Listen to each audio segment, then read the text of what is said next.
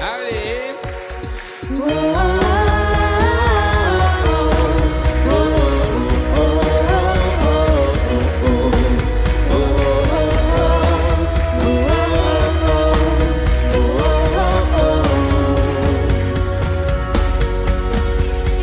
L'Éternel est mon berger, de rien je ne manquerai. Oh mon âme, chante mon âme.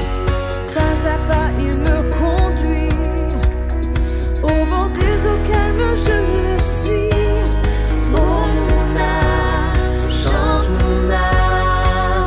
Oui, toujours le bonheur et la grâce m'accompagneront devant sa face, dans sa présence, tellement de joie, tellement de joie.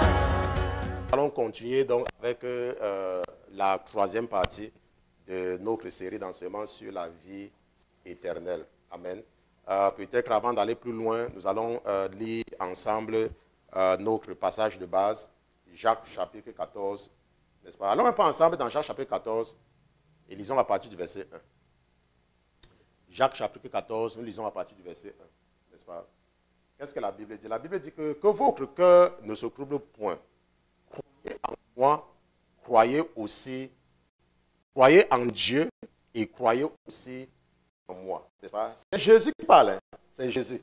Ok? Et il dit que il y a plusieurs demeures dans la maison de mon Père.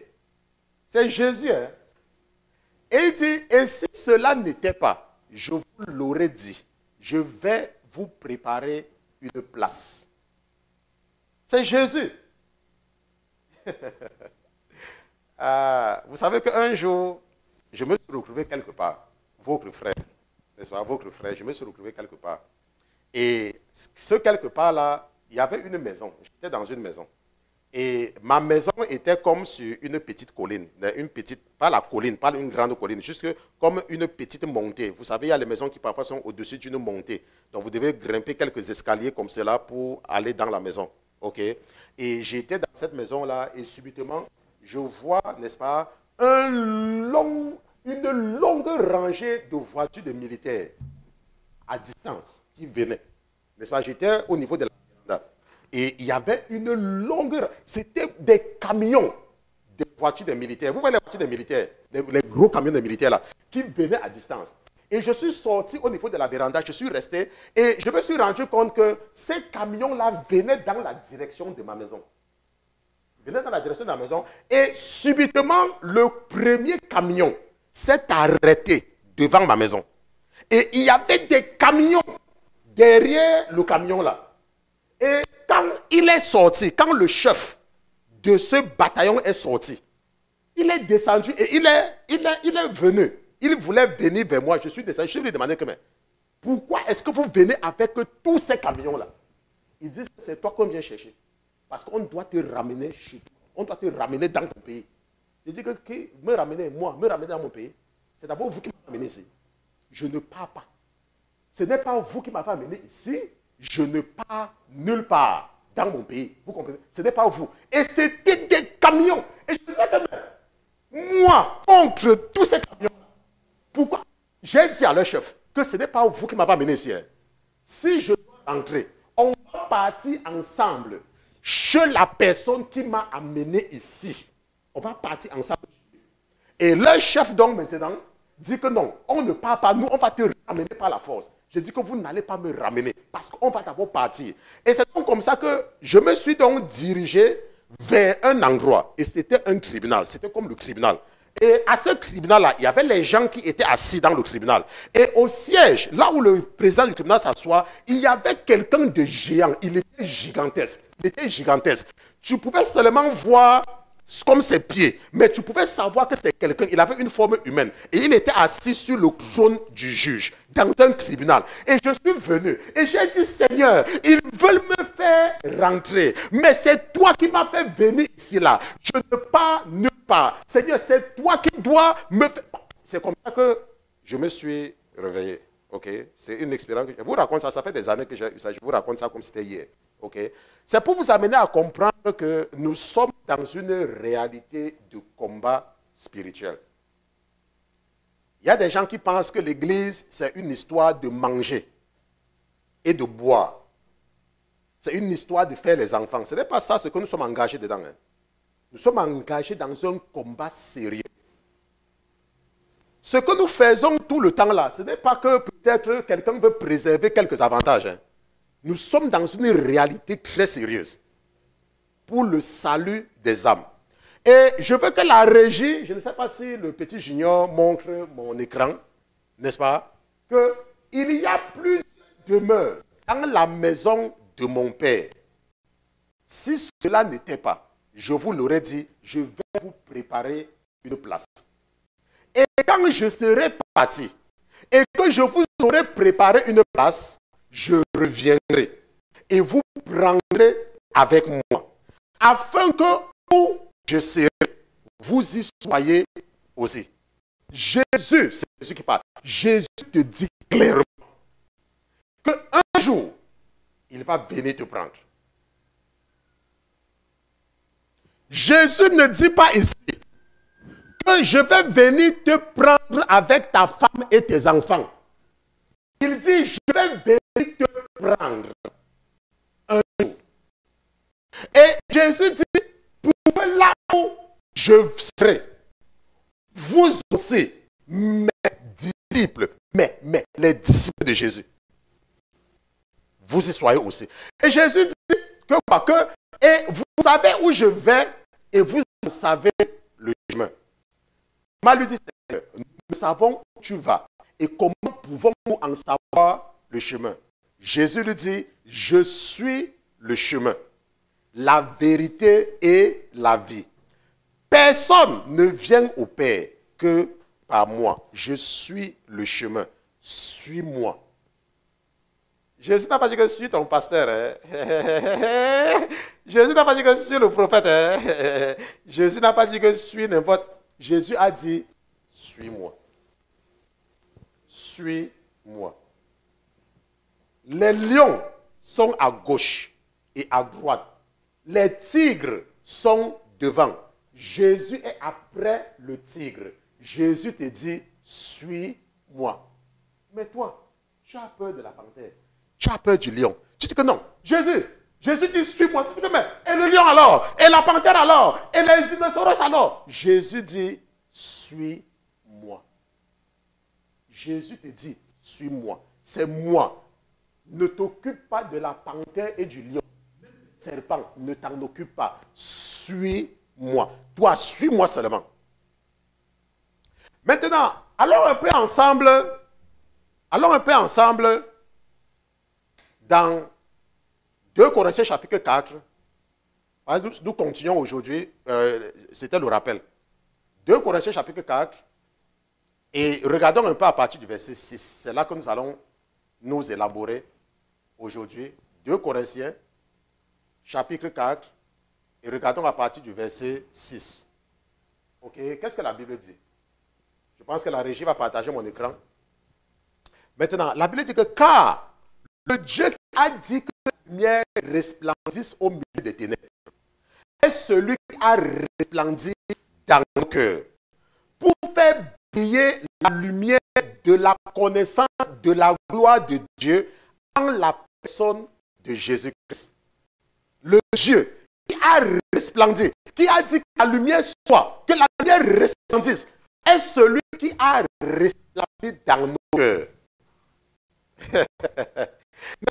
et nous avons ce trésor. La Bible dit que quoi? Que nous avons ce trésor dans les vases de terre. Maintenant, voilà la partie la plus intéressante. Regardez un peu. La régie, c'est ça que mon tableau, n'est-ce pas? Il me montrait. Il me dit yes, il me fait ça seulement la main. Il dit que afin que l'excellence de la puissance soit attribuée à Dieu et non à nous. Afin que l'excellence de la puissance soit attribuée à Dieu et non à nous. Nous avons ça. dans les vases de terre, afin que l'excellence de la puissance soit attribuée à Dieu, pas à nous, à Dieu. Il y a des gens, ils font le contraire de Dieu. On les insulte, ça les énerve. Parce qu'ils veulent qu'on reconnaisse que c'est eux. La Bible dit que non, tu as reçu ça dans un vase de terre, afin que l'excellence soit attribuée à Dieu, non à toi. Les chrétiens ne comprennent pas parfois pourquoi ils sont persécutés. Ils ne comprennent pas. Parce qu'ils veulent que tout le monde doit les louer. Ils veulent que tout le monde doit parler en bien d'eux. Ils oublient le travail de Dieu. Ils regardent à la gloire des hommes. Oh, les gens parlent bien de moi. Oh, les gens parlent mal de moi. Oh, les gens m'insultent. Oh, les gens, les gens. Les gens. Qui sont les gens? Qui sont les gens? Donc Dieu est en train d'opérer en toi pour que tu reçoives la gloire des hommes. Il dit que c'est parce que l'excellence de la puissance doit être attribuée à lui.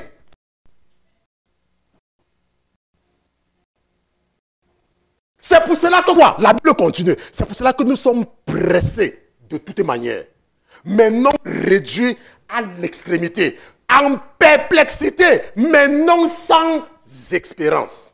Nous sommes pressés. Les gens nous insultent. Les gens racontent des commérages sur nous. Les gens racontent du n'importe quoi. Nous sommes pressés. À gauche, tu veux dormir, le sommeil fuit. Tu te lèves le matin, un coup de fil. Ta mère met la persécution sur toi. Le mari parle, la femme parle, tes frères parlent, les soeurs parlent. Même au travail, tes collègues te détestent. La Bible dit que nous sommes pressés partout.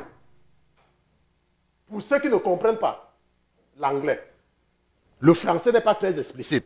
En anglais, il dit « We are hard pressed on every single side ». La famille, le partenaire, les collègues, même les enfants, tout le monde. Pourquoi? Pourquoi? La Bible nous donne la raison. C'est pour que quoi? C'est pour que l'excellence de la puissance soit attribuée à Dieu. C'est la raison. La Bible dit au verset 9 que quoi? Persécutés. Mais nous n'abandonnons pas. Abattus. Mais ça ne va pas nous perdre. Ça ne va pas nous perdre. Persécutés.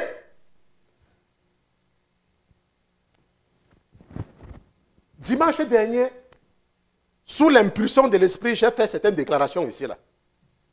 Les téléphones ont commencé à sonner de partout. Méfiez-vous, hein. Je vous préviens encore, méfiez-vous.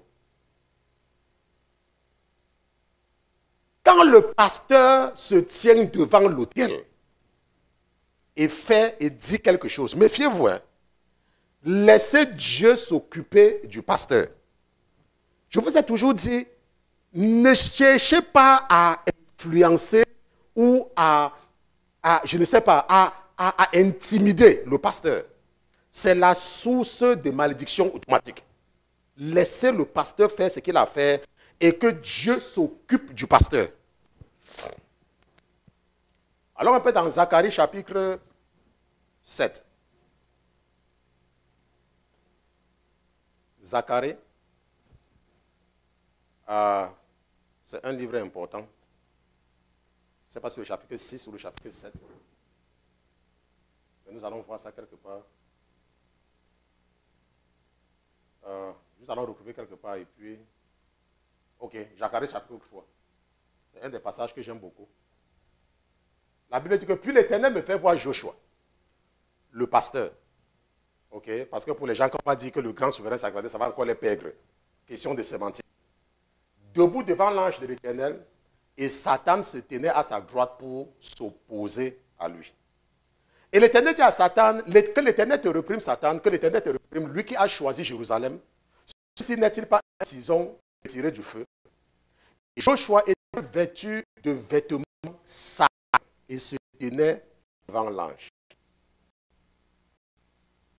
Et Satan l'accusait. Mais qu'est-ce que l'Éternel a dit à Satan? L'Éternel dit à Satan que l'Éternel te reprime. Méfiez-vous, hein. Méfiez-vous. Quand le diable vous encourage à devenir les juges des hommes de Dieu.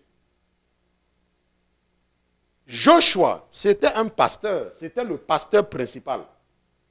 Et la Bible dit quoi? Qu'il avait des vêtements sales. Mais Satan a voulu s'opposer à lui. Et Satan se tenait à sa voix pour s'opposer. Mais qu'est-ce que l'Éternel a dit?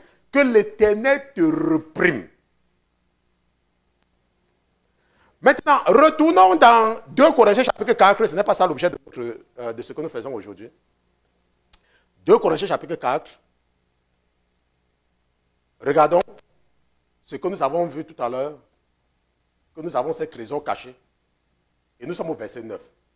Persécuté, mais non abandonné. Abattu, mais non entièrement perdu.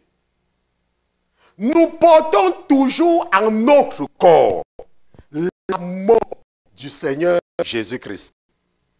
Afin que la vie de Jésus soit aussi manifestée dans notre corps. Nous portons la mort de Jésus. Vous voyez que si Dieu vous appelle, comme je dis toujours que ce ministère, mon père n'est pas pasteur. Je ne suis pas la branche d'une église. Dieu m'a établi comme il a établi là. Ok? Vous croyez que si Dieu t'établit, si Dieu vous établit, les ténèbres vont vous observer. Donc, Dieu va t'établir pour que tu arraches les âmes dans sa main, pour que tu sauves les âmes, et puis tu arrives chez toi, tu dors tranquillement, tu manges tranquillement, tes enfants se comportent bien, tout marche bien dans ta vie, et le diable te regarde, et toi tu n'as aucun problème. C'est ce que tu penses vraiment. Ce qui fait que dès qu'un petit problème se pose, l'ennemi va faire quoi? L'ennemi va dire que Dieu t'a abandonné. C'est ce que l'ennemi va dire. Automatiquement, c'est ce que l'ennemi va dire. Si quelque chose arrive à ton enfant, boum, c'est le diable. Je vous ai toujours dit, moi, je ne suis pas au service du Dieu qui sera avec moi jusqu'à 20h. Et à 21h, il va m'abandonner dans la main du diable. Ce n'est pas la qualité de Dieu là que moi je sais. Le Dieu que je sais là, c'est mon Père. La Bible dit que, bien aimé, nous sommes à présent enfants de Dieu. Nous sommes ses enfants. Tu as un père que parce que l'enfant fait que tu prends l'enfant, il jette dehors. Quel père? Bon, un faux père. Et nous avons les faux pères. Mais notre papa, c'est un bon père. Notre Dieu, c'est un très bon papa. Un papa qui est patient. Un papa qui est plein d'amour. Notre Dieu, c'est un bon papa. Un papa qui est prêt à supporter toutes les caprices de ses enfants. Parce qu'il est bon. Et il est patient avec nous tous. Il est patient avec nous tous. Certains enfants parfois pensent qu'ils sont préférables ou ils sont meilleurs que leurs frères. Et passent donc le temps à aller accuser leurs frères chez papa. Mais qu'est-ce que papa lui dit? Papa dit que ok, ça va, j'ai compris ce que l'autre a fait. Mais toi, va d'abord faire ce que tu t'es demandé de faire. J'ai compris ce que l'autre a fait. Mais toi, fais d'abord ce que tu t'es demandé de faire. Et arrête d'accuser tes frères. Ce sont tes frères, ce sont tes sœurs. Le verset 11 dit que quoi? La régie va montrer mon écran. N'est-ce pas? Qu'est-ce que le verset 11 dit? Le verset 11 dit que car nous vivons, nous sommes sans cesse livrés à la mort. À cause de qui? De Jésus. Afin que la vie de Jésus soit manifestée dans notre chair mortelle. Nous vivons. Nous sommes sommes sans cesse à la mort. Sans cesse. La Bible dit sans cesse. Nous sommes à la mort tous les jours. Les gens nous menacent tous les jours. Les gens nous persécutent sans cesse. C'est sans cesse. Parce que parfois, tu vas rester. Tu vas dire, mon Dieu, pourquoi? Un jour, deux femmes avaient des problèmes. Elle priait parce qu'elle avait des problèmes. C'était une chrétienne. Elle avait des problèmes.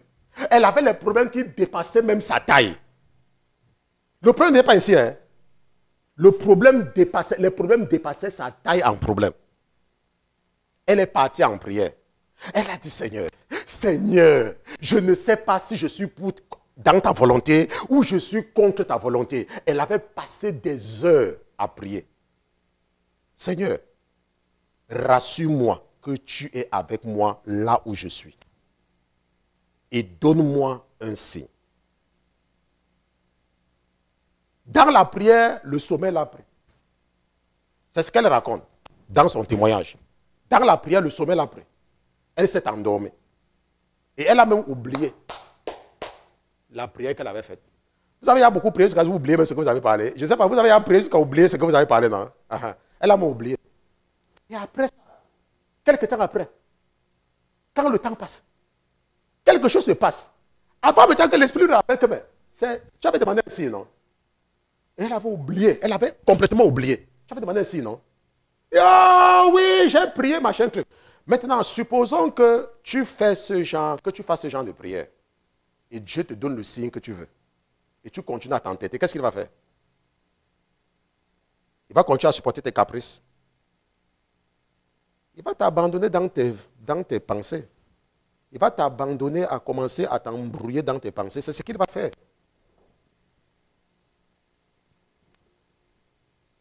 La Bible dit que car nous qui vivons, nous sommes sans cesse livrés à la mort. À cause de qui? À cause de Jésus. N'oubliez pas le premier verset qu'on lui.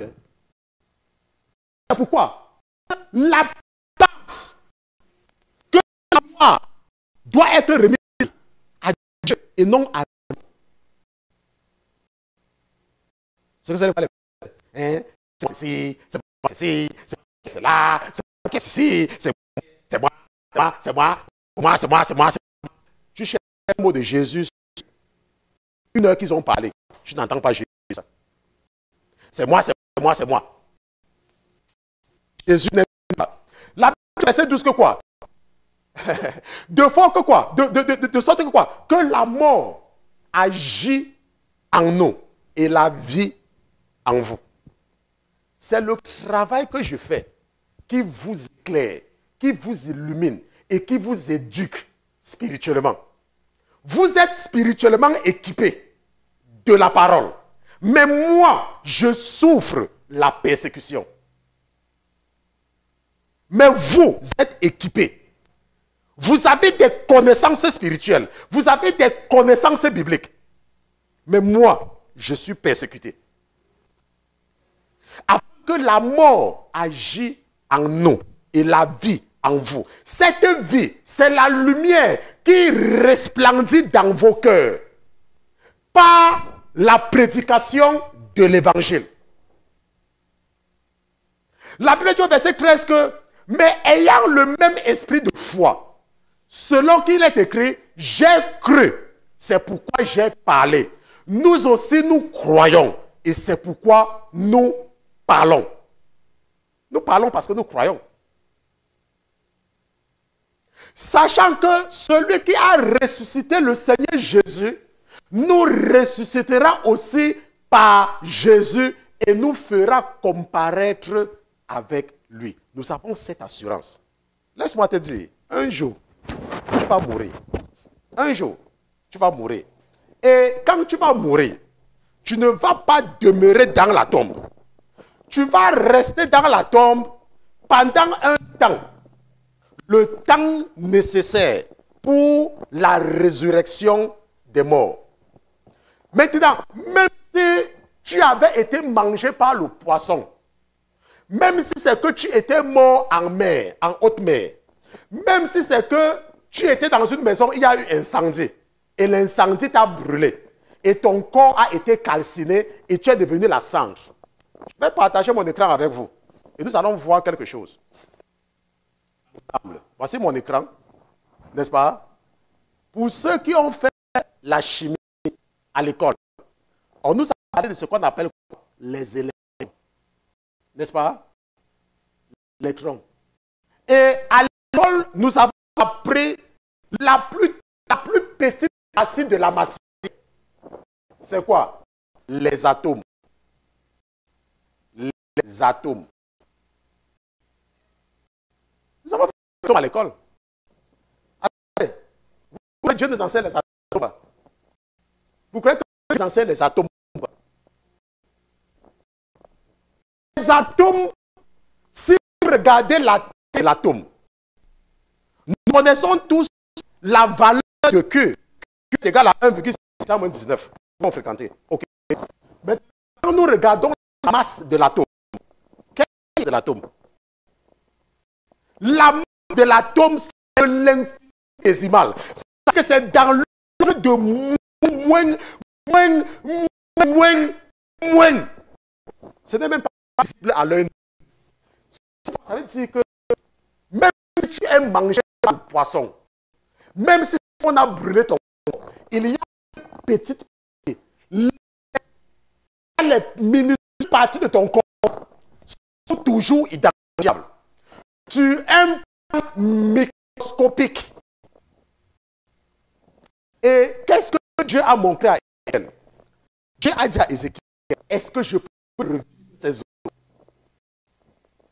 Le moment venu, même si ton corps a été enterré à Djougou, et que ça a pourri dans la tombe, et que les cafards, que les asticots ont mangé, tous les asticots qui ont mangé ton corps là, même s'ils partent n'importe où, Dieu va provoquer tous les atomes de ton corps de se regrouper.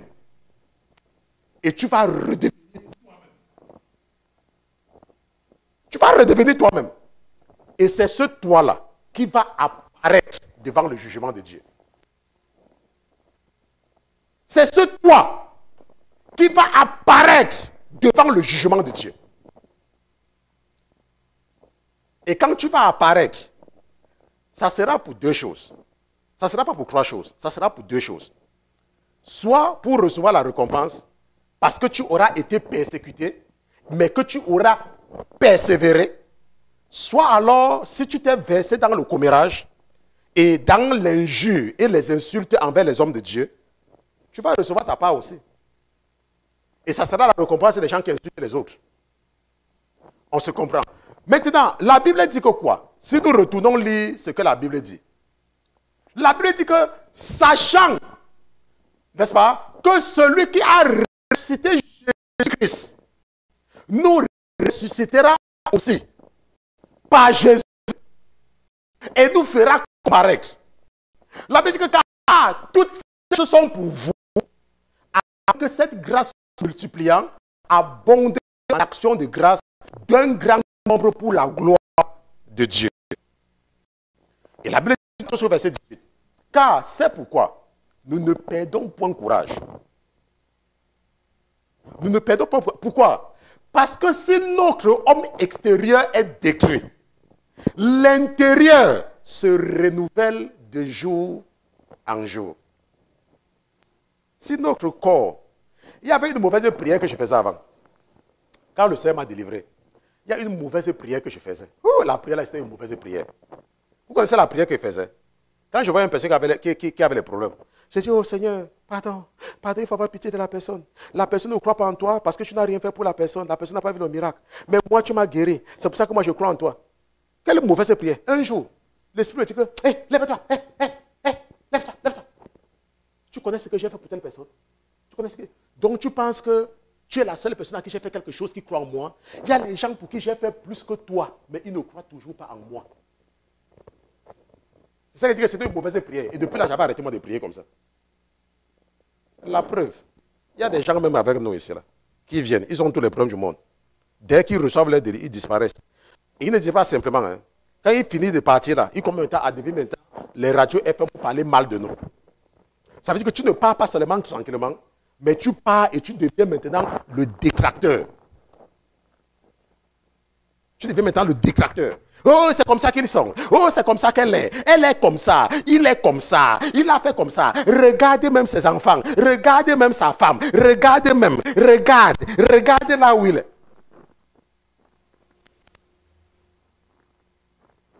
La Bible dit que c'est pourquoi nous ne perdons point de courage. Nous ne perdons point de courage. Parce que quoi? Parce que si notre homme extérieur est détruit, la Bible dit quoi? Que l'intérieur se renouvelle de jour en jour. Car notre légère affliction du temps présent produit en nous quoi? Le poids éternel d'une gloire souverainement excellente. La Bible parle même de légère affliction. Pourquoi? Parce que les premiers disciples ont commencé à marcher avec Jésus. Ils ont tout perdu. La Bible dit que quoi? Que vous serez persécutés. On vous chassera des synagogues. On vous chassera. On vous chassera des synagogues. On vous chassera. On vous chassera de vos maisons. On va vous chasser. On va vous dire partez. Ils ont perdu leur maison, perdu tout ce qu'ils avaient. Ils se sont dispersés. Mais qu'est-ce que Dieu faisait? Dieu était en train d'accomplir son œuvre dans leur persécution. La Bible dit que notre légère affliction du temps présent produit en nous le poids éternel. C'est dans les persécutions que Dieu se manifeste. Ce n'est pas parce que tu es persécuté que tu dois te retourner contre ton pasteur. Ton pasteur a quoi à voir dedans? C'est ton pasteur qui va t'amener au paradis. C'est ton pasteur qui est mort sur la croix pour toi. Ce n'est pas ton pasteur. C'est Jésus. Jésus te dit que la légère affliction que tu souffres maintenant. Et le verset 18 dit que quoi? J'ai partagé ceci en semaine, n'est-ce pas, dans beaucoup de forums chrétiens. Puisque quoi? Nous ne regardons pas aux choses visibles, mais aux invisibles. Ils m'ont appelé, pasteur Christian, vous avez parlé avec le frère Pierre, vous m'ont dit, oh, les gens sont fâchés. Les gens sont fâchés, ne vous connectez plus. Les gens sont fâchés. Je vous ai demandé un jour de te connecter. Tu veux un jour te dire que toi, ne te connecte plus. Ne plus tes dîmes, même tes offrandes, ne te donne plus rien. Parce que je vais changer ma prédication à cause de toi. Vous blaguez. Vous blaguez. Donc je vais changer mon message à cause des individus. Parce que les gens t'écoutent. Tu changes ce que tu dois dire. Hein? Parce que tu veux plaire aux gens. Tu refuses de faire le travail de Dieu. Sors de mon église. Ne viens plus. Parce que je vais changer mon langage. Attends, je t'ai demandé un jour de m'écouter. Je t'ai demandé un jour, je t'ai demandé de m'écouter. Je t'ai demandé ça un jour. La Bible dit que nous ne regardons point aux choses visibles, mais aux invisibles. Car les choses visibles sont pour un temps, mais les invisibles sont éternels. Nous ne regardons pas aux choses visibles. Nous ne regardons pas aux choses visibles. Je me rappelle l'année dernière, quand le Seigneur mettait dans mon cœur de commencer à faire certaines choses, je regardais aux choses visibles. Je regardais que, oh Seigneur, telle personne donne la dîme. Et si la personne part maintenant, je vais faire comment? J'ai hésité pendant plusieurs temps. Je vous ai raconté ça ici plusieurs fois. J'ai hésité pendant plusieurs temps. Après, ça, c'est ce que le Seigneur a fait. Il a dit, ok, comme c'est à cause de ça que tu n'as pas envie de faire ce que tu demandes, il a envoyé quelqu'un qui contribuait plus que l'autre que je disais que je vais faire comment. Et un jour, je suis là, la voix me dit, ok, qu'est-ce que tu as constaté maintenant? Il dit que non, c'est telle personne qui donne plus que l'autre. Il dit que ok, est-ce que tu vas maintenant faire ce que tu dis? Il dit que oui. J'ai donc eu le courage parce que bon, vous savez que nous sommes les hommes, nous sommes la chair, nous avons peur, n'est-ce pas? Et pour m'aider à comprendre c'était lui, quelques temps après, là aussi, perdre le travail à l'autre. Pour me dire, est-ce que tu comprends que c'est moi qui suis en train d'agir? Ce qui fait que quand vous me voyez, je vous dis que ne vous connectez plus. Je sais qu'il est avec moi. Laisse-moi te dire, si tu arrêtes de contribuer, quand toi tu vas partir, deux comme toi vont venir. Je ne dis pas un, je dis deux. C'est pour ça que je veux même que tu partes. Pourquoi on m'envoie deux comme toi? Là, j'aurai plus d'argent. Comme tu penses que tu donnes beaucoup là, non? Il faut partir. Je sais que quand tu vas partir, on va envoyer deux comme toi. Et moi, j'aurai beaucoup. Parce que j'aurai pour toi multiplié par deux. C'est pas ça? Par deux. Pour que quand je reste ici, je dis quelque chose, tu commences à me raconter du n'importe quoi. Tu me dis n'importe quoi. Tu me dis ceci, tu me dis cela. Méfiez-vous. Hein? La Bible dit que puisque nous ne regardons point aux choses visibles, mais aux invisibles. Nous ne regardons pas aux choses visibles. Nous regardons aux choses invisibles. Nous regardons à la vie éternelle. Nous ne regardons pas au plaisir des hommes. Nous ne regardons pas au nombre de vues sur YouTube. Tous les jours, les entreprises m'écrivent. Oh, nous voulons faire la publicité sur ta chaîne. Mais vous savez que quand vous partez sur la chaîne du ministère, nous, on ne vend rien là-bas. D'abord, il n'y a pas de publicité. Les publicités que vous recevez ne viennent pas de nous. N'est-ce pas? C'est parce que YouTube fait son argent. Mais si je voulais faire de l'argent, tout ce que j'ai à faire, c'est de monétiser la chaîne du ministère. Mais si vous partez dans la chaîne du ministère, monétisation là, off. Nous ne vendons rien. On ne vend rien pour faire de l'argent. Parce que les gens qui ont les chaînes YouTube pour se faire de l'argent. Les plus de 20 000 abonnés que nous avons là, nous ne vendons rien. On nous écrit tout le temps, oh, on voit ça, on peut faire la publicité, on peut faire la publicité. Je peux faire de l'argent dans cette publicité et non les dîmes que vous contribuez.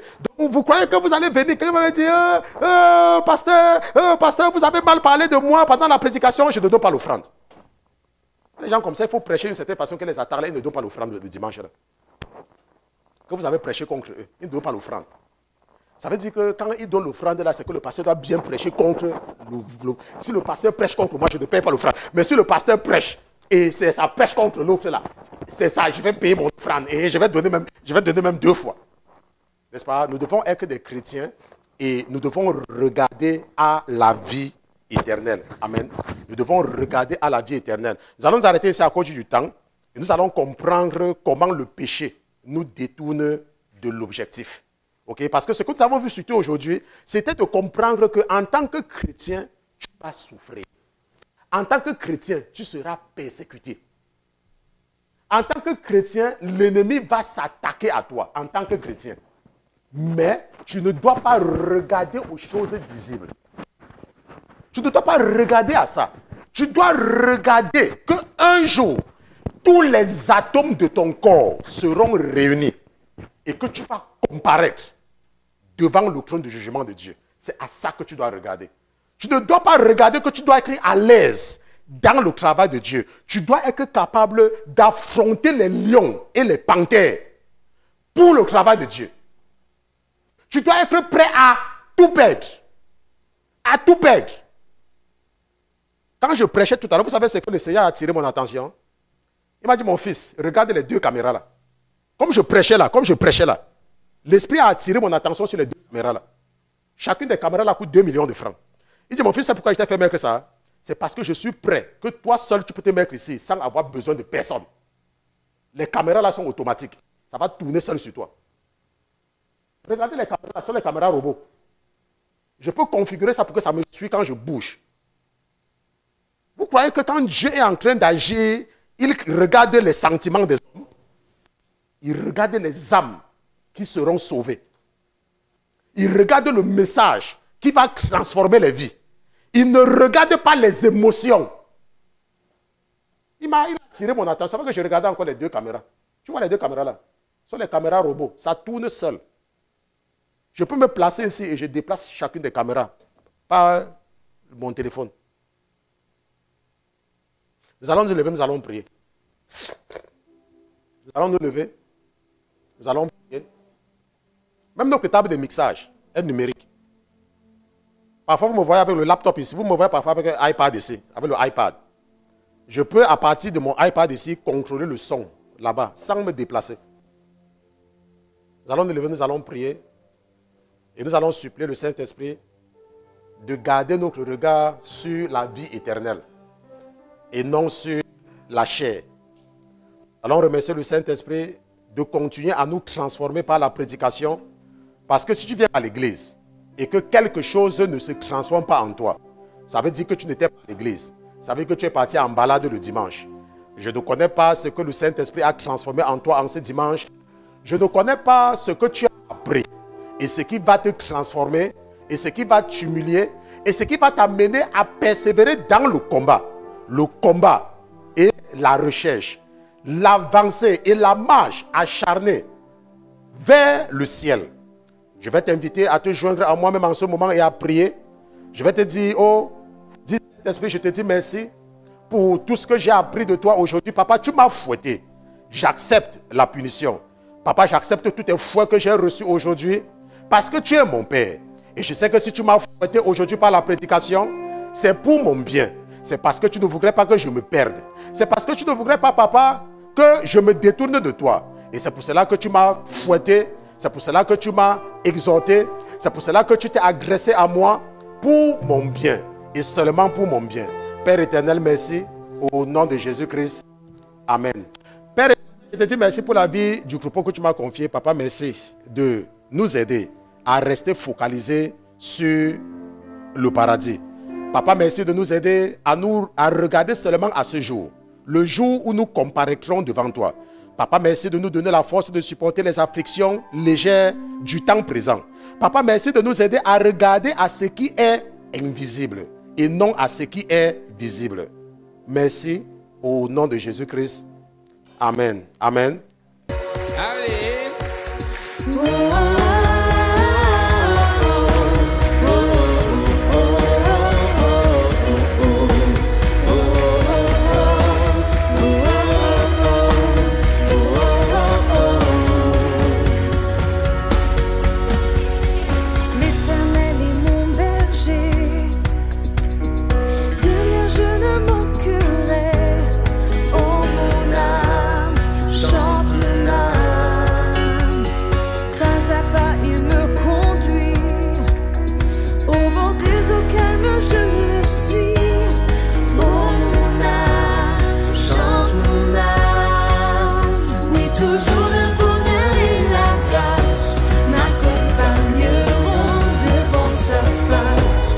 Sa présence.